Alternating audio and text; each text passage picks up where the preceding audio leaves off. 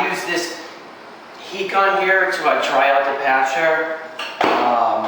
And it's been like an hour since I last skimmed. So there are some bubbles here, and I'm gonna run my finger along them here. And they come down here. So I'm gonna use this 4-inch blade right here and just shave those away right there. And then shave down this here. So it's perfectly smooth here.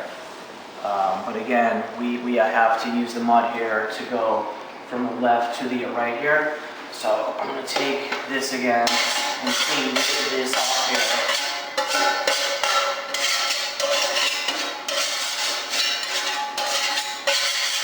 And then come back here to the all-purpose joint compound.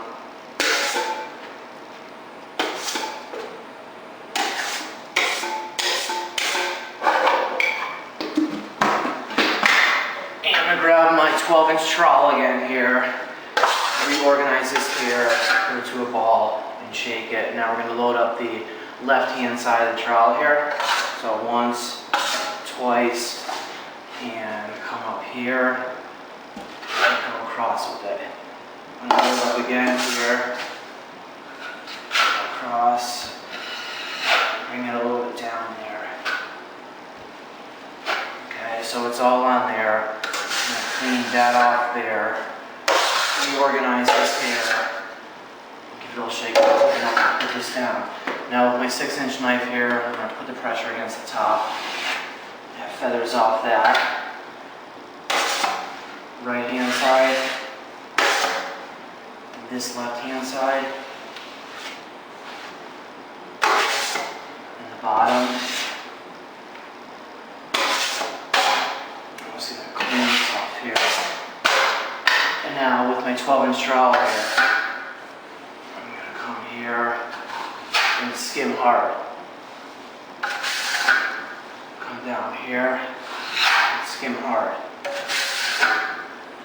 Okay, then once in the middle there, I'm going to cause some stuff up here, so skim hard there. Okay, so we're just going to let this sit. Now I'm pretty happy with this. There is a slight edge here, but that's fine. That'll come out with the sanding here. So I'm just going to let this dry out here, and then we'll be back to sand. Okay, so we've given this about 2 hours to dry out here, and again, this is just the all-purpose joint compound that dries via water escaping into the air. So this has dried right now, and it's totally smooth here, except for the edges here. There's just a small line. Now, if there was any pinholes or blemishes in it, then before you sand, just take your mud and just fill in those areas, and then let it dry, or use the heat gun here to dry it out, and then. Now what we're going to do here is we're going to sand. So I have my sanding pad. It's made by 3M and it's fine grit. So now what we're going to do is we're just going to focus on the edges here. So I'm just going to go fast like that, and you can see it how it looks now. The transition from like the wall to the joint compound is smooth there. So there's not that sharp edge. So you can see it there.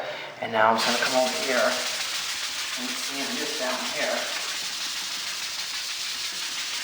And down at the bottom. Come up here. Turn like this and hit this spot right here. And now right here. Okay, so that takes care of the perimeter of it. Now I'm just going to go lightly in the middle here. There's not much there. Okay, now what you want to do is just take your dust brush here and get rid of the dust. And the dust does collect here on the top of the baseboard. So we got rid of that. So